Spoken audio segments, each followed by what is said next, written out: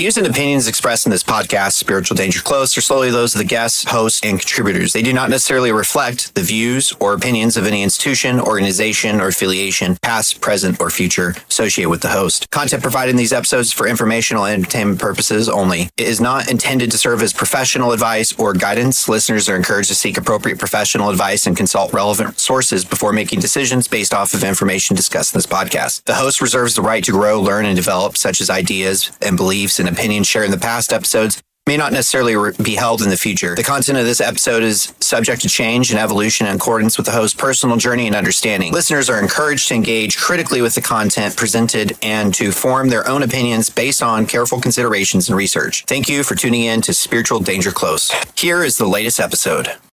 Hi, this is Logan with Spiritual Danger Close podcast. Normally episodes and narrations of my blogs, which come from my thoughts on a particular subject and learning what it means to live spiritual danger close. Requires having an open conversation with knowledgeable individuals.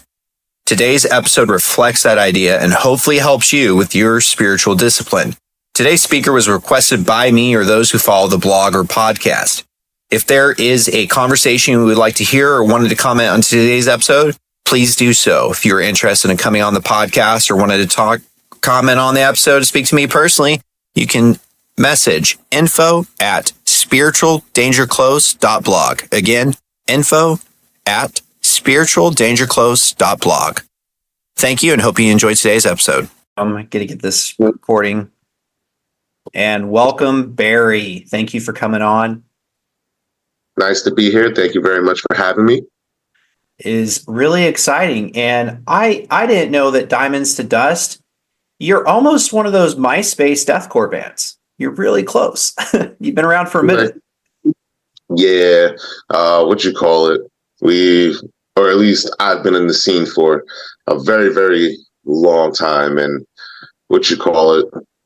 I've been inspired by a lot of those, not really the deathcore era per se, but a lot of like the scene bands, Under Oath and, From First to Last and bands of that nature. I grew up in that era. Yeah, it's there's so much music to like, and what inspires people is completely random. So It's interesting. One of these days I'll find a deathcore band that was inspired by ska.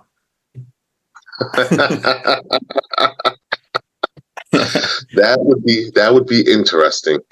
Ska is one of those styles of music that I don't listen to, but if it comes on, I wouldn't change the channel. A lot of it is pretty interesting.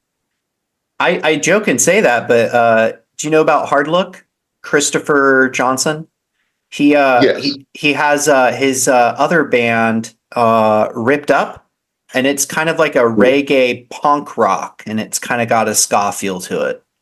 So, well, I guess I technically already had somebody on inspired by ska. So, but hey man.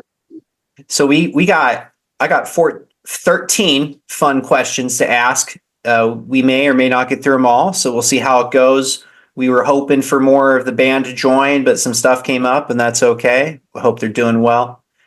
And let's get into it. Diamonds to Dust. How did that happen? I was the one who started the band along with my brother Melvin. It is a very long and uninteresting stories, but to make it short, we were always into metalcore. We had started a band called It's Never Tomorrow, and that band was not doing well at all. So we started Diamonds to Dust as, just as a like post-hardcore type of rock feel and just to do. And that started to taking off. So we were just like, all right, well, since we're gaining traction with this band, which was supposed to just be a studio band, nothing serious, with the members, with the original members, and, they all left due to creative differences. We were just like, you know what? Forget It's Never Tomorrow. Let's do Diamonds to Dust. And let's just keep going forward with that until we made it here today. If you look at our bio, you'll see that we had a long, long list of people coming and going out of the band. You know, me and my brother and our guitar player Brandon are like the only original members. You know, everybody else is come and gone. You know, and then Christian has been in the band for like the last 5 years. So if you want to say he's pretty much an original member, you can at this point, because I believe he's the longest vocalist we've had in the band. That's something interesting about deathcore, and I think it's just because of the way the music is. Everyone's replaceable in deathcore, and so the joke, the oldest member of the band is the band name. yeah, pretty much.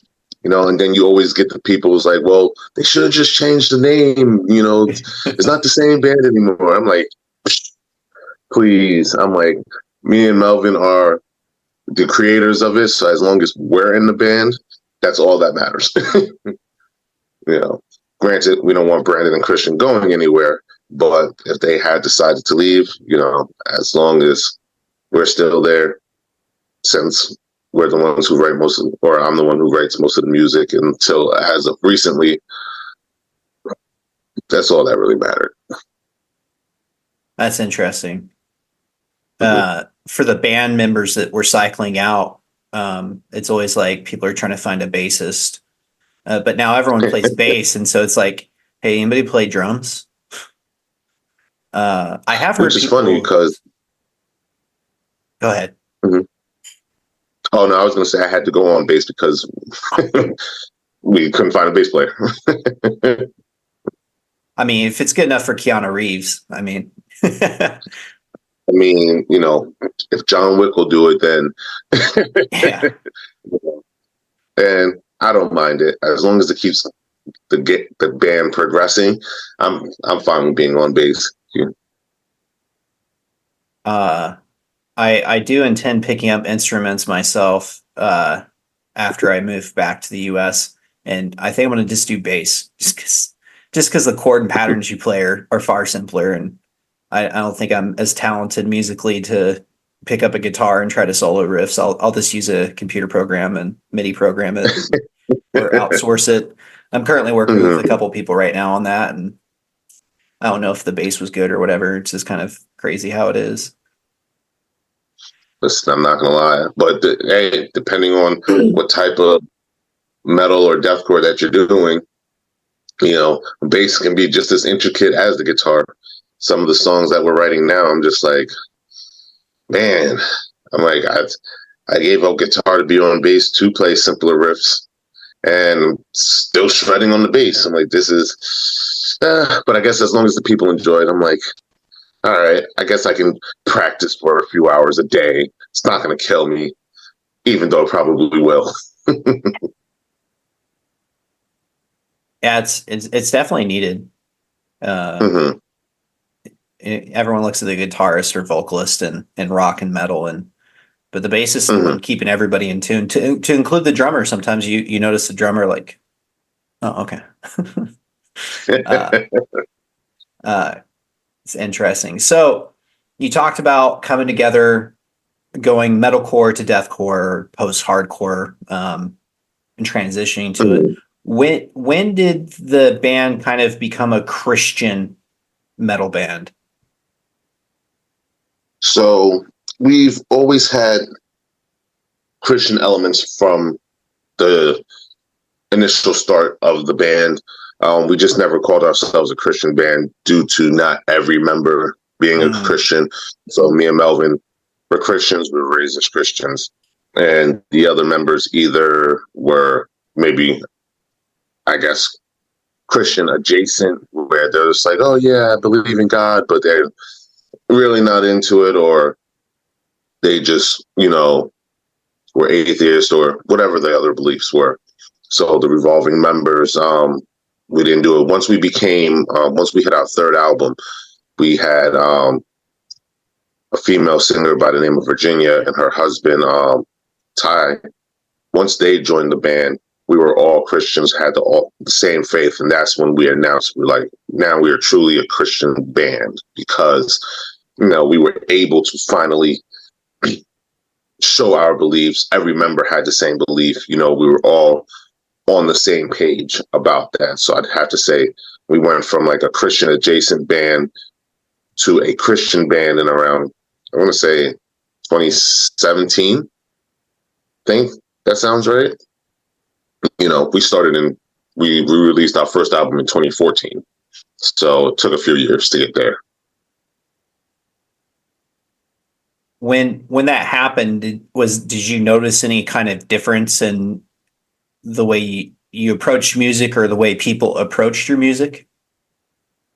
No, not really. To be honest with you, most people, they didn't even know we were a Christian band, especially when we became more metalcore, or when we became a deathcore band. People didn't know until they started like looking up the lyrics, or they seen us live, and they'd hear us say something about God or Christ. Then it'd be like, "Oh, you guys are Christian." Well, we'd never know because we don't preach on stage. At least my belief is I don't need to go up there and evangelize per se, just because the music speaks for itself. The message is not hidden. We're not one of those Christian bands where it's just like, all right, we'll just use he and him, and it's like, no, it's very apparent. So we believe the music like speaks for itself. There's no need for us to go up there. And most people who listen to us, they know it. We just released a song called Child of the King.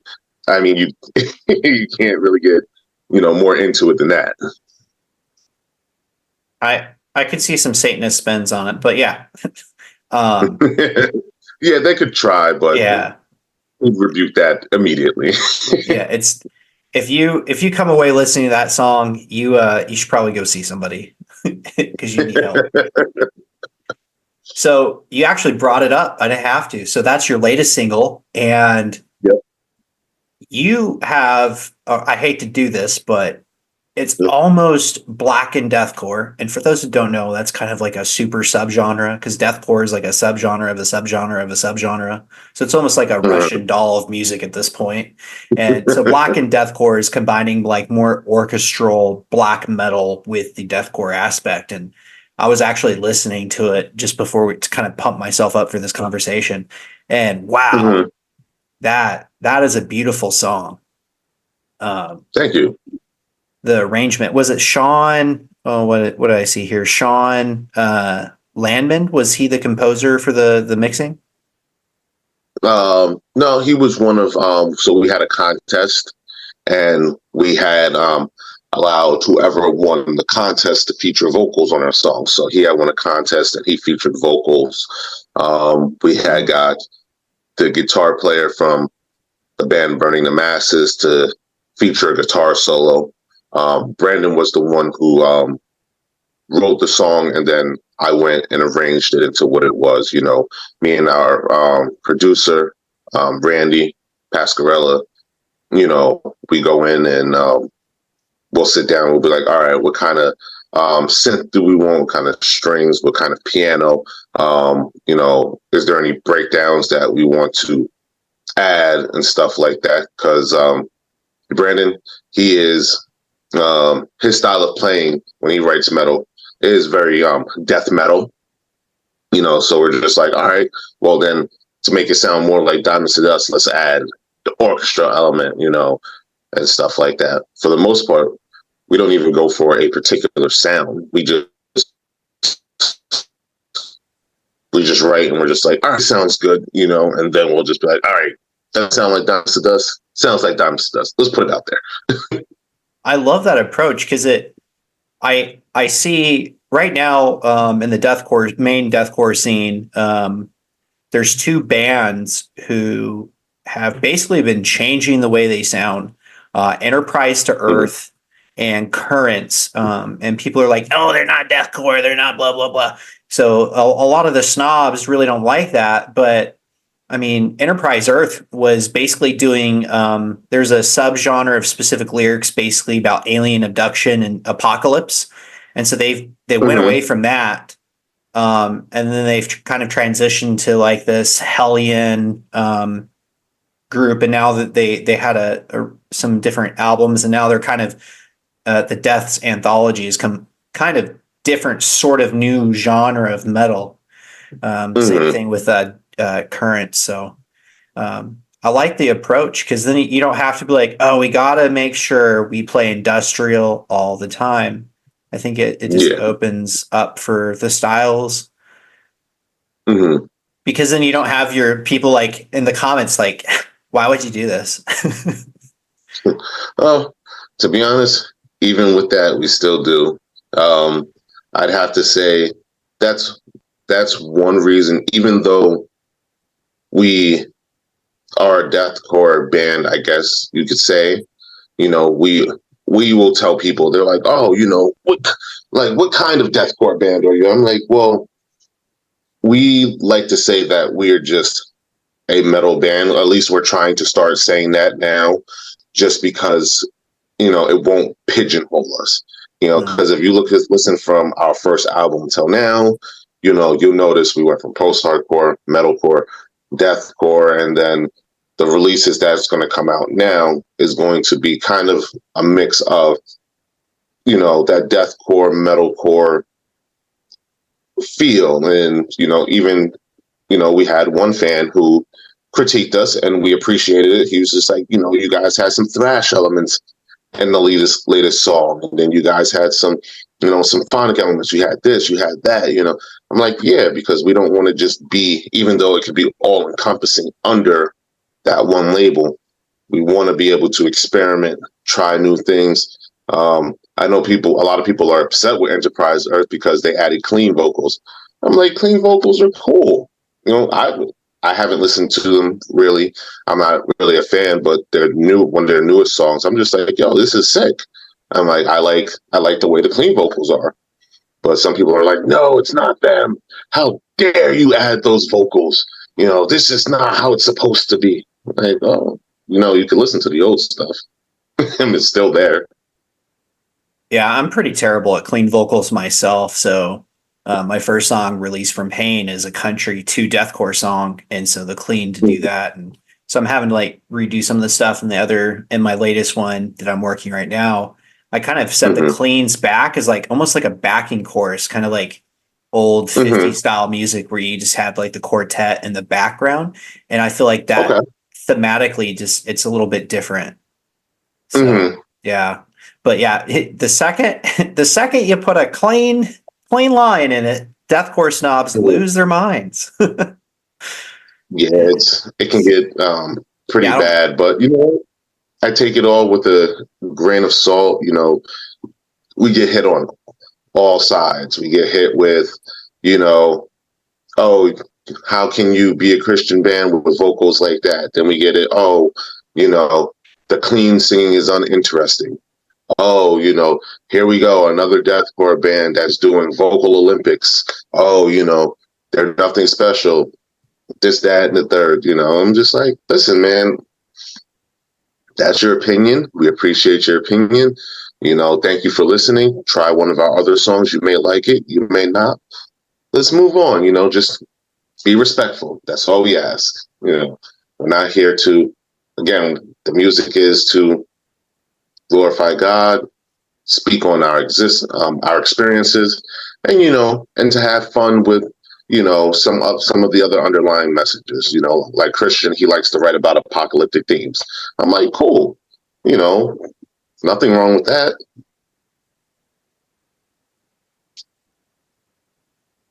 Yeah, it's kind of interesting. I wanted to look at I have your discography pulled up. Spotify is kind of weird where sometimes it shows you like how many singles or plays through. I mean, for somebody that people apparently don't like their music, it's kind of weird. You have almost a million, you have over nearly 600,000 views on like Corpus Christi. So it's kind of weird. It's like you're dropping the water, bud, because everyone else likes what we do. And that's the thing, you know, we're just like, hey, if if you don't like it, again, just move on. You know, you don't have to be rude. You know, we're not going to be disrespectful. But even if they are disrespectful, we take it with a grain of salt. Excuse me. Because, hey, you know what? Some people really have nothing better to do than to, find, you know, and a part of me was like that when I was younger too. Like my favorite band was Linkin Park, and when they changed, oh man, I could not let it go. I could not let it go. But as I got older, then I'm just like, all right, it's cool. They want to do what they want to do.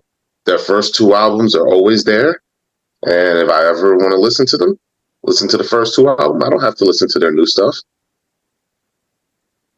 Yeah, a lot of people had issues like Bring Me Horizon. And I think that's just because Ollie Sykes, that style of screaming, people thought you were literally screaming. And so you get these guys trying to do the band, blow their voices out. Earlier, before we started recording, talking about how you don't like to do, vocals because it hurts. There's now a science to actually how to do metal vocals. And a lot of people are going around teaching that. And I'm in a program with Chris Lipe, Elizabeth Zarhoff. Chris does learn how to sing like Marilyn Manson. He had Blake Shelton on his programs. A little pricey, but you get lifetime access. Elizabeth Zarhoff is my charismatic voice, and she's a trained opera singer who has a degree in music, and she likes to meet singers, and she asks, can I shove a camera down your throat to see what your insides are doing while you vocalize? And so she's very scientific when she approaches it.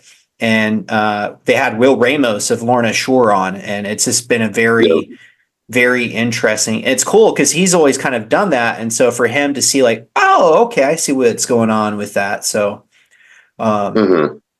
kind of changing the sound. But yeah, Ollie Sykes, you can totally tell he blew his voice out. Or Miley Cyrus is an interesting one too, because she was doing a genre of music where you don't expect somebody's going to lose their voice, but that her voice is the way it is today because of, she was exerting too much constriction on there and just kind of. Yeah, improper technique can always, whether it's, metal vocals or just, singing in general, if you have improper technique, it will always come back to haunt you. That's why, you're supposed to practice the technique, use your diaphragm. I don't know any of the techniques when it comes to screaming vocals, but singing, because I do the clean vocals, which, was by necessity initially, but now I love doing it. You gotta be able to practice it and do it and be able to do it to the best of your ability. That way you won't become like Ollie Sykes, who now he's an all-around vocalist, but initially they had to kind of change their style of music just because, they didn't want to kick him out the band, I believe. Don't crucify me, fans. I don't know the history of Bring Me the Horizon, but, I believe they changed the style just so he can have less of those deathcore vocals on there. So, he can keep going. Yeah, and you can kind of see that with some of the other MySpace kind of era deathcore, metalcore bands where they're literally going out stage screaming, and you're like, oh, it's spit. And you're like, oh, that's actually blood. That's you're probably gonna see somebody, buddy. It's just kind of crazy. And what's weird is how much the human body is like, it has to be a creature of habit. And it's so funny. You could be doing something for 30 years. You take one day off, and the very next day your body's like, we have never done this before. What are you doing? Yeah. It's kind of crazy. So we talked about listeners, navigation, kind of the trolls who are upset about music must be pure. Have you had any fans like come to you or mention at shows like how your music inspired them to have a better faith or helped them through particular times? Yes, we definitely have. And, it's a wonderful feeling to know that our music could inspire someone to, because I never thought we would actually ever get to that point. But to hear that someone says, hey, you guys inspired me to create my own Christian Deathcore project, or, inspired me to sing or pick up an instrument, it's very good, but at the end of the day, Christ is the one who made that possible. And we don't take that away from, our message. We tell people, I'm like, hey, listen, we appreciate you, God bless you, and all the things that you do. And, you just keep trugging on along. Just keep chugging along, man. And you guys, whoever it is, you guys will get there. We try to definitely encourage people to continue and to walk in faith, but we definitely get a lot of people, who definitely say that we inspired them, not like millions or anything, but we've had, more than a handful people come up to us, and, it's a very, very happy feeling to know that we've actually helped somebody or inspired someone. Like, hey, I was going through a rough time, and we heard, I don't know, silence is also suicide, and it made me think of, wow, maybe I should speak up, or, something of that nature. And I'm just like, awesome. I know personally, as a fan for certain genres, people are like, how can you be improved by this? But it's like, there's a message, you can really get a message from some stuff. Or I know for myself, one of the songs that will always impact me is from a band, Color Morale, and it was Strange Comfort.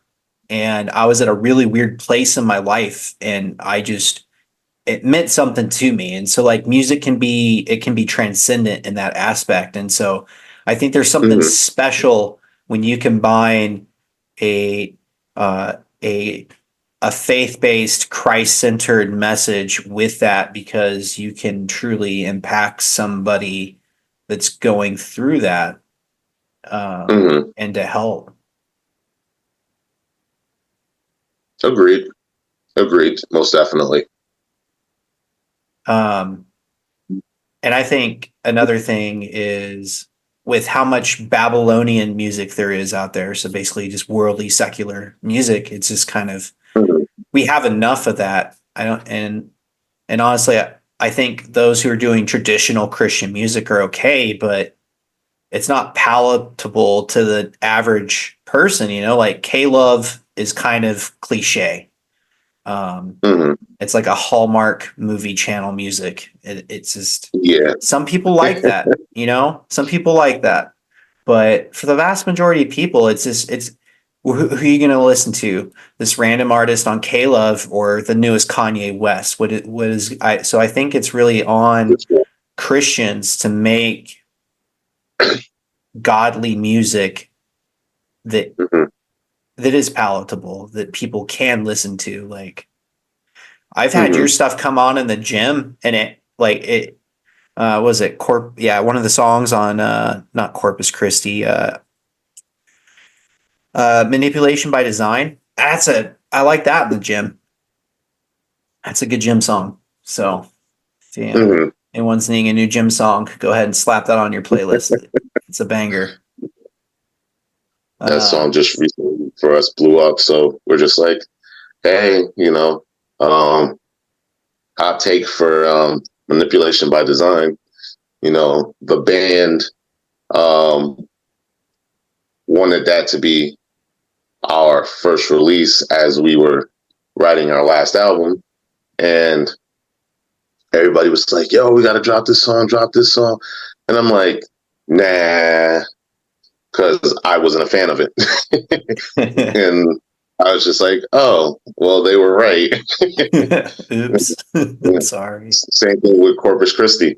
Everybody, we're like, oh, the song is good. The song is good. I'm like, everybody's surprised when they hear me. They're just like, I'm like, yeah, I don't like Corpus Christi. They're like, what? That's your best song. I'm like, yeah, I don't like Corpus Christi. I think that just happens to all artists. Like, Mhm. you can tell, like, especially like in the hip hop genre, you're like, wow, they really spent time on this. This is like the producer and artist song that they wanted to go. And it's like the random minute and 30-second song that's the one that blows up. And they're like, oh, okay. Yeah, and it did. And I'm not saying Corpus is bad by any means, or that we don't appreciate people listening to it, or we don't just appreciate it blowing up the way that it did.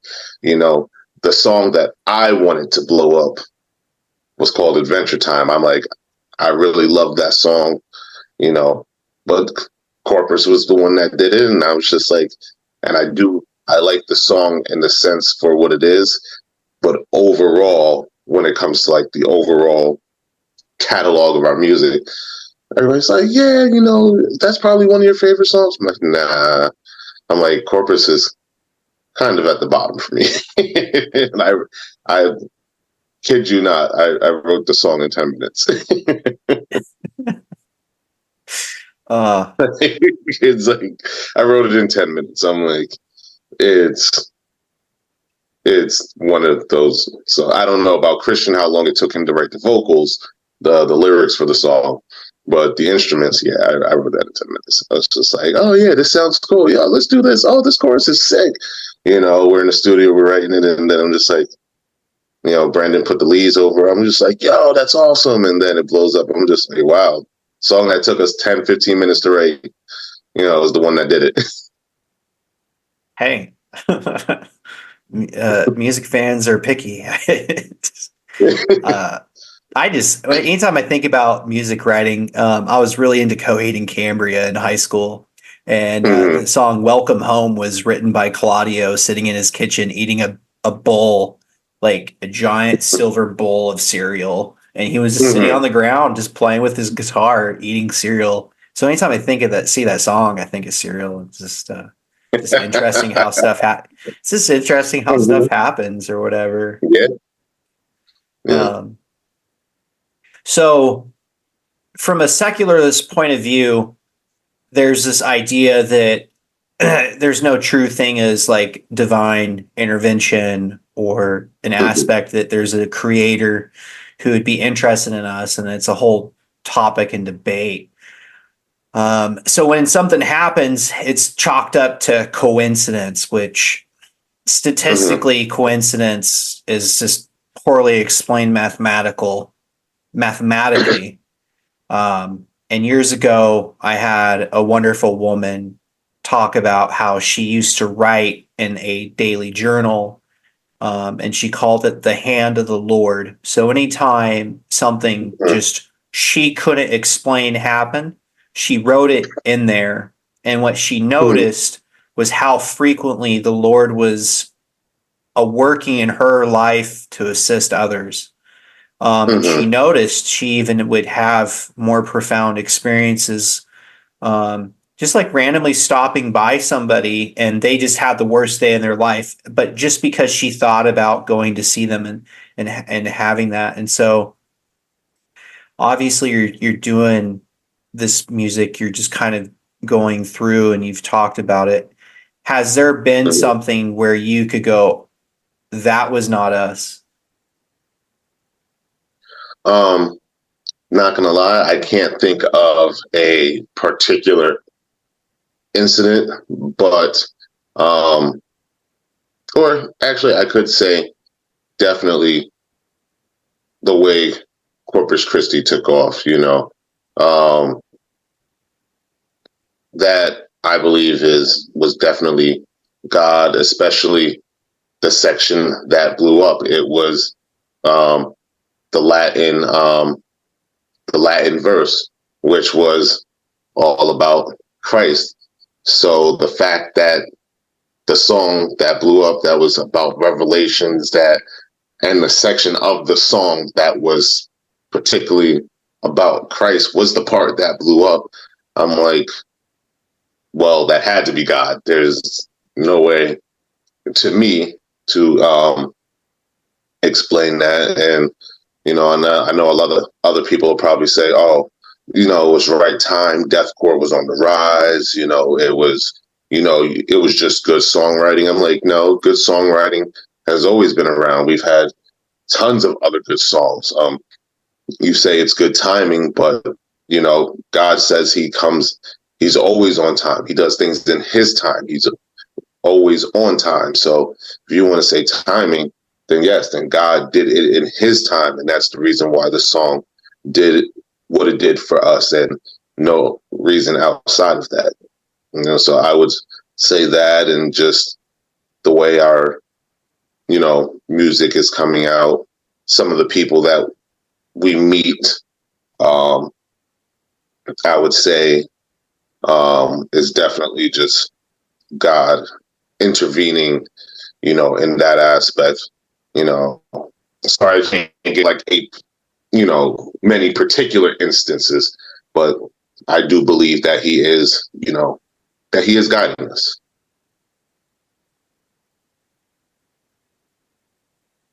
Yeah, and then sometimes like some people don't want to kind of talk about that because it's like almost like you don't want to be a sign looker, you know what I mean? Like you're waiting for these things to happen. And that's just like the monkey brain in us. Like, ooh, shiny thing, and you don't want it to be a negative reinforcement. Like, am I doing this because I'm trying to be a good Christian, or am I doing this because I want to see something? So yeah, I think having that internal silence, but humility to accept things as what is best for you is kind of the hardest thing about that. But yeah, yeah. And we try, a lot of we haven't really gotten much flack for it, but the fact that I guess the biggest thing is we have like our guitar player Brandon. He's, I don't know, we use the term atheist because that's the best term to describe him, but he has other views. He's open.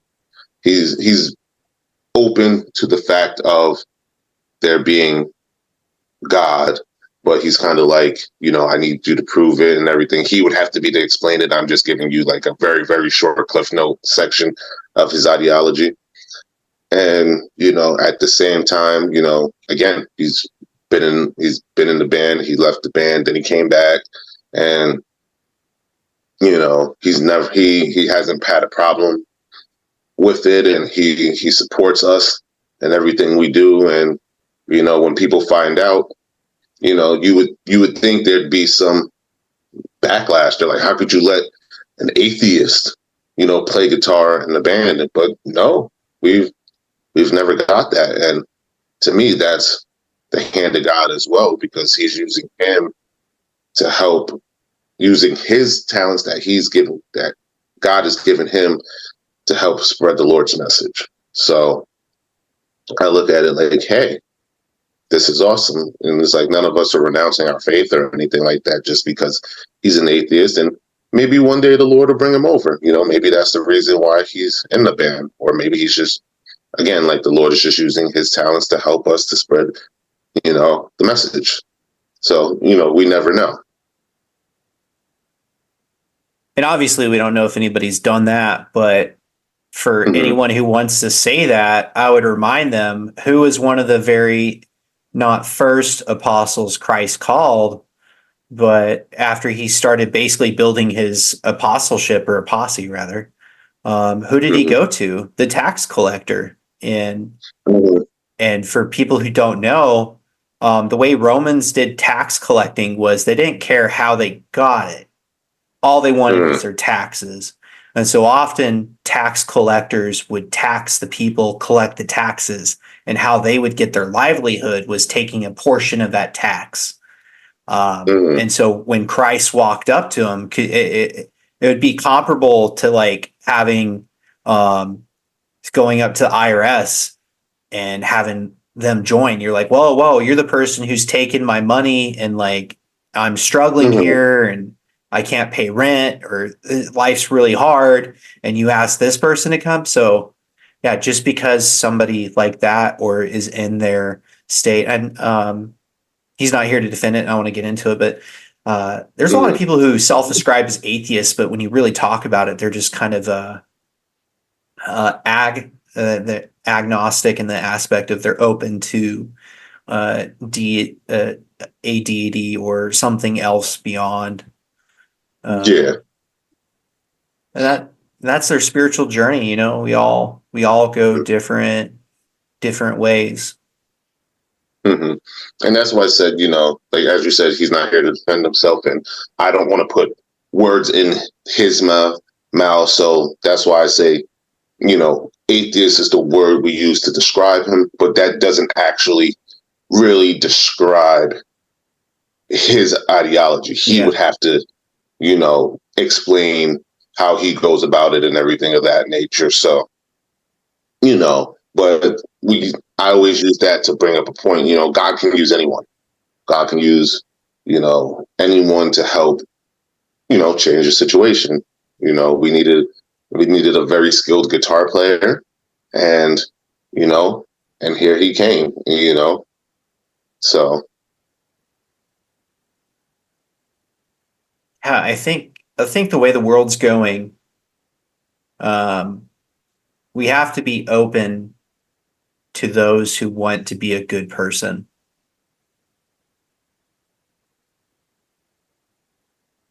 Yeah, yeah, we gotta.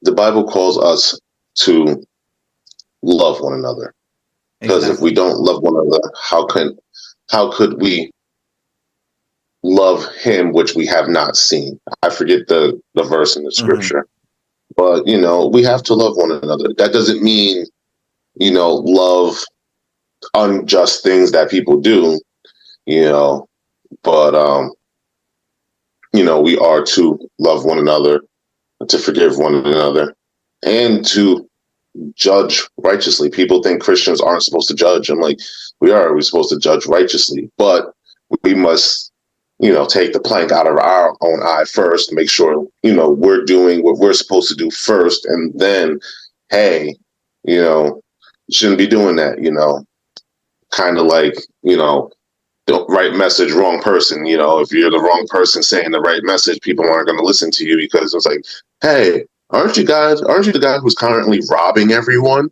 Why should we listen to you about not robbing people? Like, you know, so, something like that. But I do agree, we do have to love one another and be supportive of one another, but as we're doing righteous behavior, because I can love you, but tell you like, bro, you shouldn't be doing that.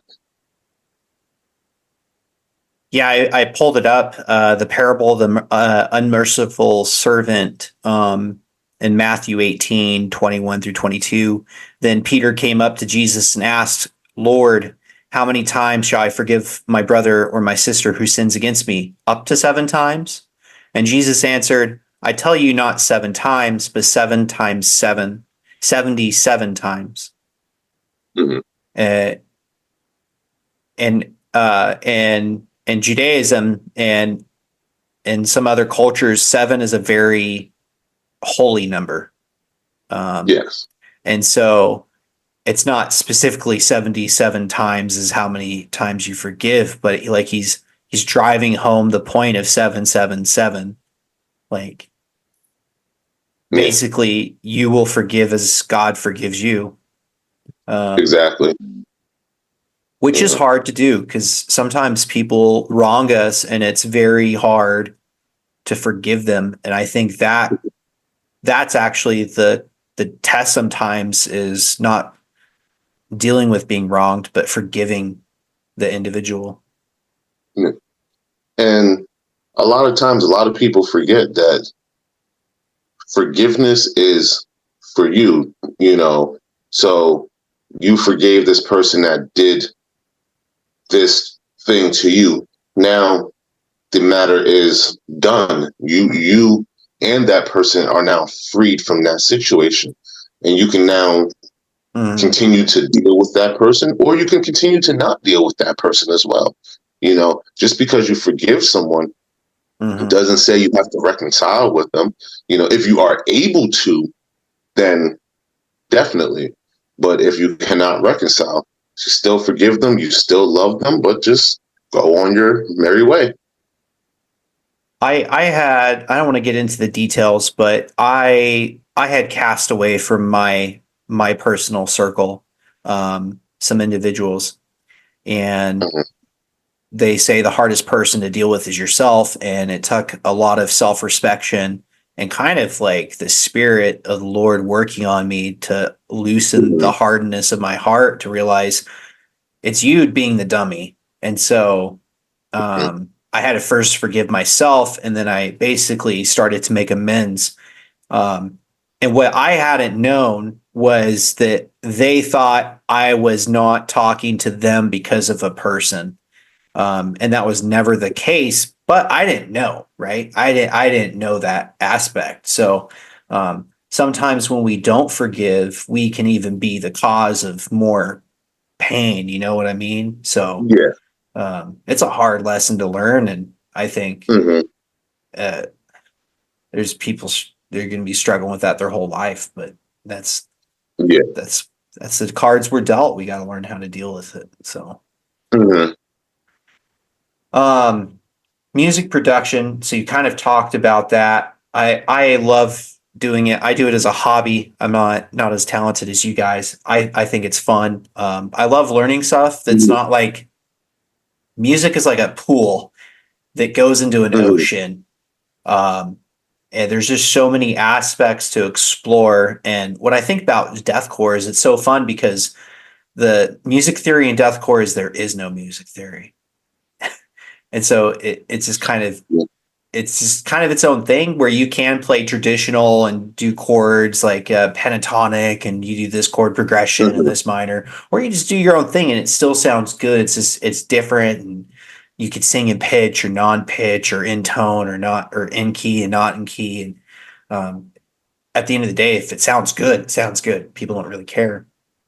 And I think that's kind of like a blues aspect that's carried into it. It's just like you're just playing with the boys and you're having fun, or girls. I don't want to, or them's. I don't want to. I don't want to judge. Yeah, definitely.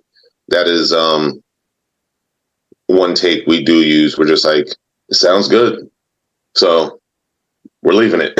And then there's aspects we're just like, all right, we got to make this sound like a more cohesive song, but overall we're like, yeah, it sounds good, throw it out there, see what happens. Nobody likes it, I'm like, all right, we won't do that again. Everybody likes it, we might do that again, we'll see what happens. We definitely were of the mindset originally, we were just like, all right, we had to follow a certain formula so we could get to where we are, to the point where now we can say, all right, we can experiment, and, our fans will keep rocking with us. Because, when you're first starting out and stuff like that, it's hard because you don't really have a fan base, or you don't want to lose the fan base you have. So you're kind of maybe doing what everybody else is doing until you get to a certain point where you're like, all right, I can put out the craziest song, and I know our fan base will still be with us. They might not like it, but at least they'll still be with us, So that's one thing we feel at this point we can start, or we have been experimenting with some new things. So, we're hoping that the music that we're going to be releasing every other month will definitely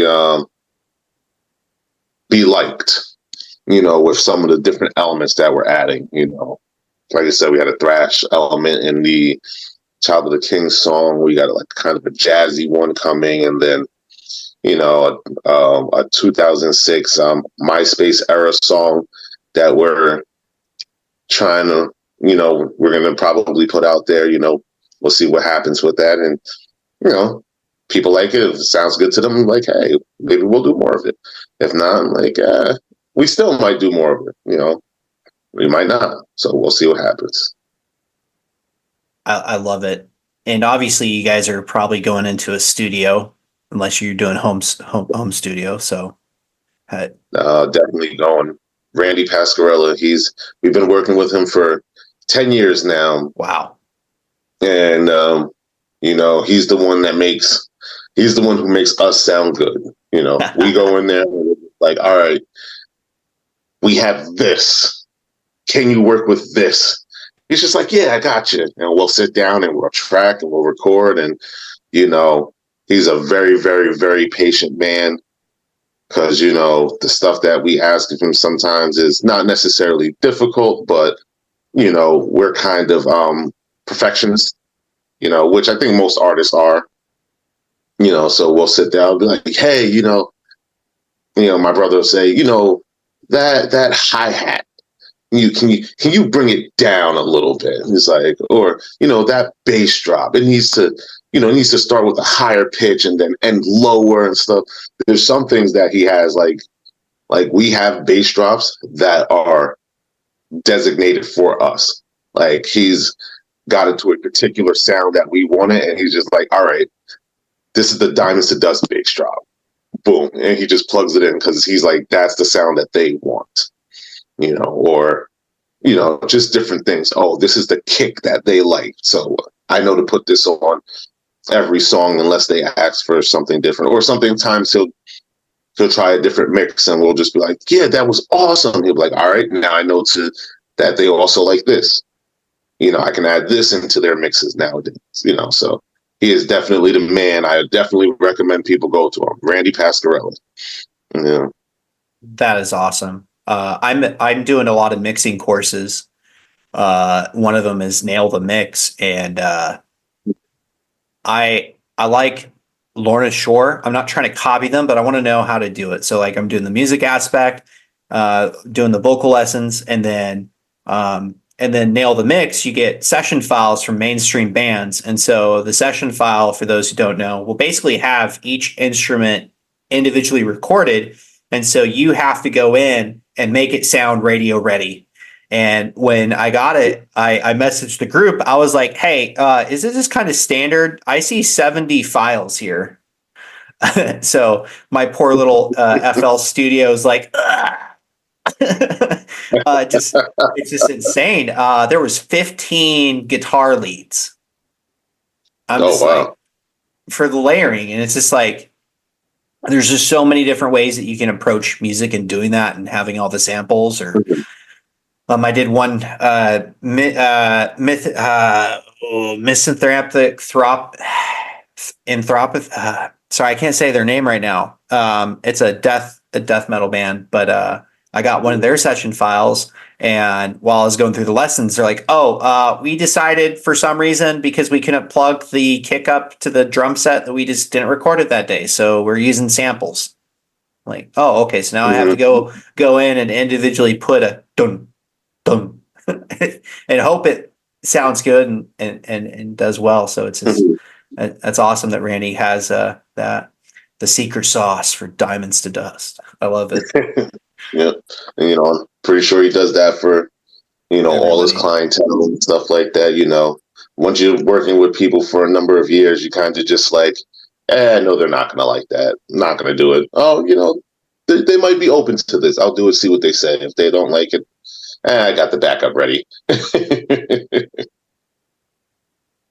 Yeah, I in a lot of the mixing courses for mix engineers, it's kind of like you got to learn to be mix the artist should record like they're trying to make an album. The mix engineer should mix like they're the artist, and the mastering engineer should master like they're selling it. So you just kind of get all this different approaches to it, just so you have something that sounds good. And I love the mix. Again, we talked about Child the King earlier, but you also have a music video. I know we're kind of running short on time here, but what was it like filming that? To be honest, it's a lot of it was a lot of work. It was fun, don't get me wrong, but like the thing that a lot of people I don't think understands when it comes to making a music video or writing a song or whatever is that at least when it does, you have to treat it in all aspects like a business. So, um, for example, Melvin is the one who does a lot of our, he runs our shows. So down to our sound, for live and equipment and settings and everything like that. He's the one who makes us show ready, especially when it comes to choreographing stuff like that. So I say all of that to when we were in the music video, you know, um, he's directing us while we're filming. He's just like, Barry, you got to put more energy in this. Brandon, do this, that, and the third. Christian has always been animated, so he already has that live energy. So he just did his thing.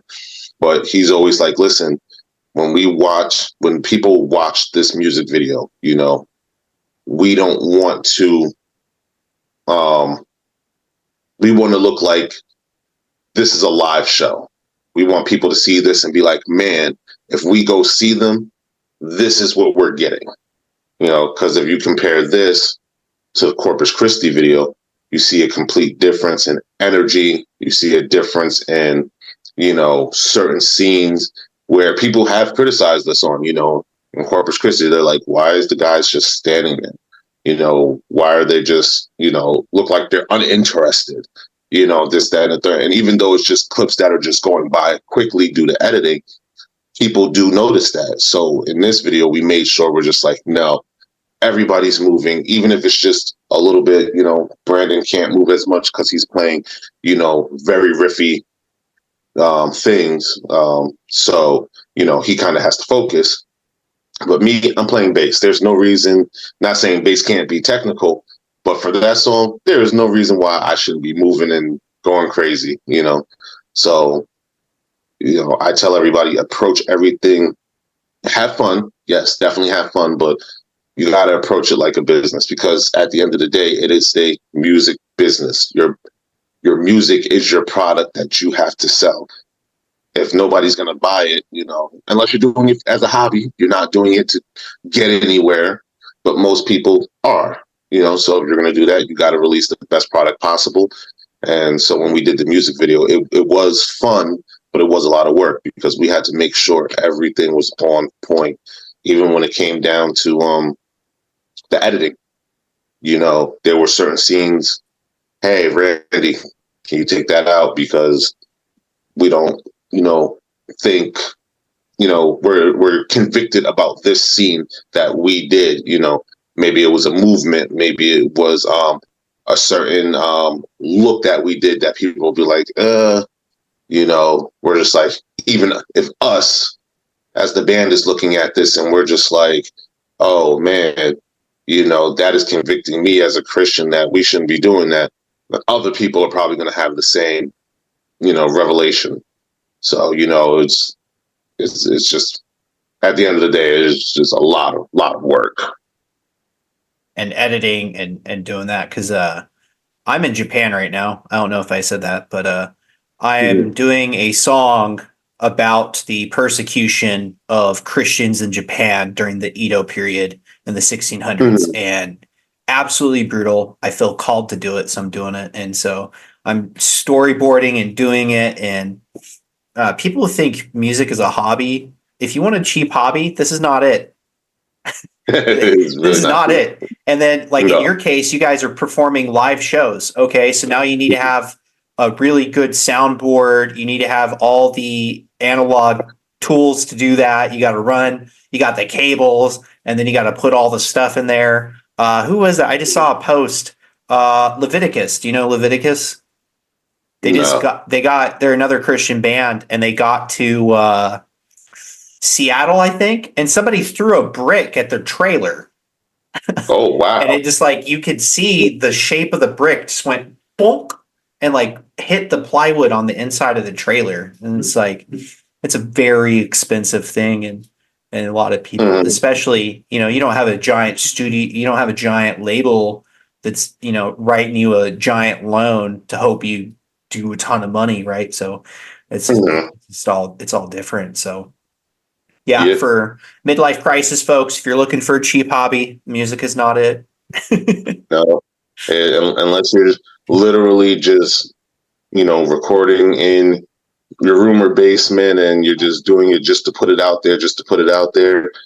Trust me, it is very, very expensive. I think we spent $8,000 on just the studio recording and mixing, mastering alone last year for putting together the album and stuff like that. And that's also including writing future material, because it's not like we just go in for a month and just write an album or anything like that. You know, we all have jobs. Most of us are law enforcement and whatnot. So, you know, it's not like we can just take off, you know, when we can. So we get to the studio when we can. You know, that's another thing people don't understand. I'm like, this is time consuming. You know, I was like, oh, we've had people like tell us, it was like, yo, you're taking too long for your next single. I'm like, bro, who are you? The listener support is in the Spotify. Like I'm like, we will get there. And like, trust me, it's like, you know, we were supposed to drop an EP last December.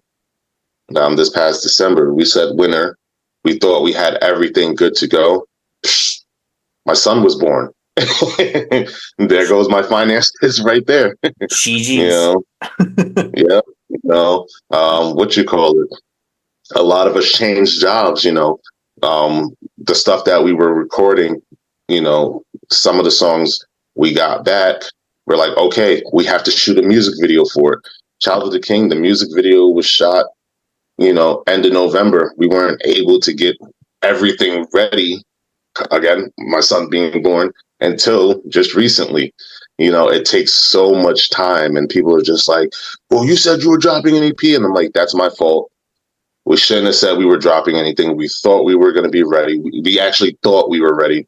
We were not ready, you know, so.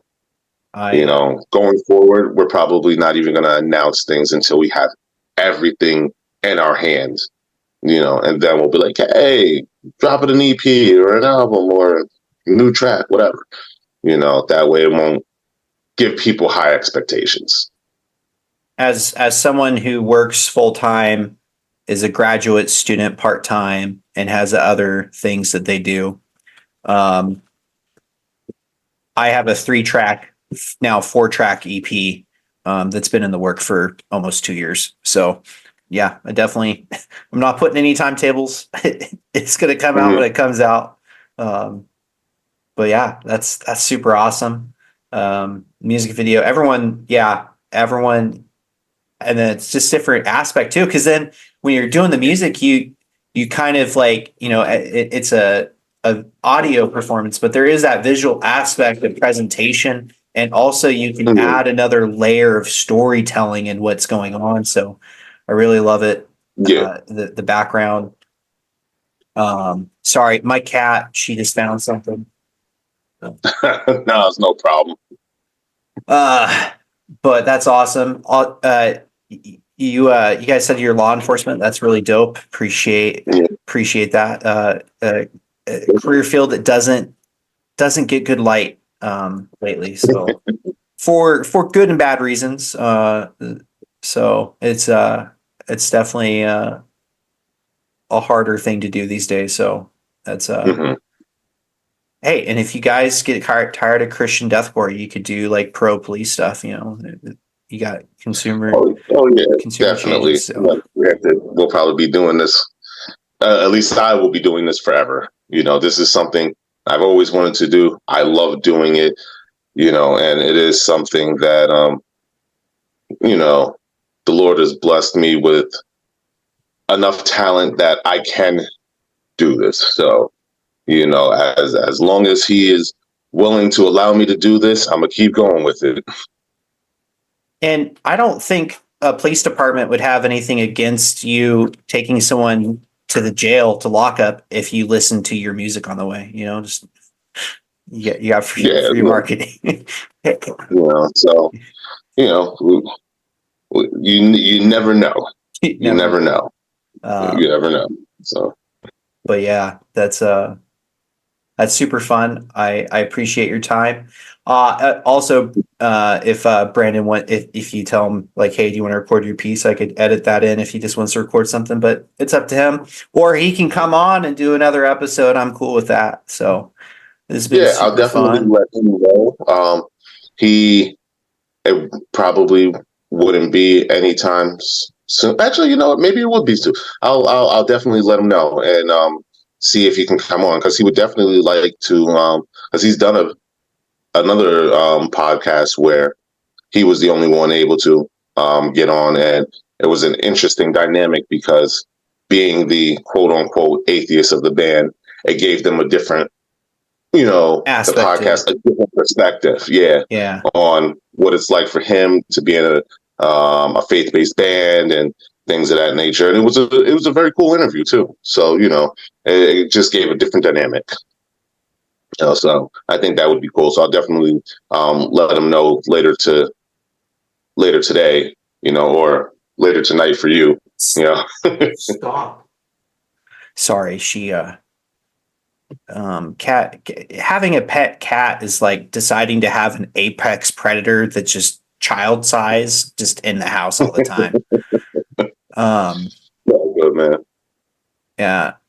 But so you guys obviously have some stuff in the works. You're not going to give us a date for any of the stuff, but I'm guessing Child of the King is going to be very on par for what we should expect for your future stuff, and that's really awesome. If somebody wants to follow you, what do you like? Spotify, Bandcamp, SoundCloud, on everything. Definitely Spotify, Bandcamp, Instagram, TikTok, Facebook, YouTube. We're on everything, or most things, So you could definitely follow us on there. Apple Music, whichever, Deezer, whichever one you prefer. All of our music is up there. Definitely follow us, subscribe, comment. We try to comment back to anyone who sends us a comment or sends us a message. We do our best. We don't always see every comment because sometimes there's days where they're just flooding in, and there's I'm not gonna lie, there's a lot that get overlooked, and then we'll see it like 6 months later, and we're just like, oh snap, we forgot to respond to this comment, and I'll respond 6 months later, or one of the other guys will respond 6-7 months later, and they're just, people are like, really, they responded to me this late? I'm like, hey, at least we got to you. Sorry we overlooked it, but we do try to respond back to everybody. It doesn't always happen, but we do try our best. As somebody who will forget they have yogurt because it's hiding behind the milk in the fridge, stuff happens. and if somebody says that Diamonds to Dust doesn't respond, how do you think I got him to come on? So just keep your snide comments to yourself. You just hate. But I love it. This has been a really fun episode. Appreciate your time. Get back to your kiddo and the family. And if anybody else wants to come on for the band, I can have you guys on and just get a different perspective. And I should be able to have this out soon, and I'll kick everything out to you. But any last words? To everybody out there, just stay in faith. Remember, the Lord loves you, and that there is forgiveness. Just repent, and we got new music coming soon. We just got things in the work. It's going to take us a while, so just be as patient as you can with us, and we'll see whomever at the next show come and rage with us. Let's do it. Let's headbang. Let's get out there, guys. All right. Have a great day, Barry. You too, man. You stay blessed. God bless.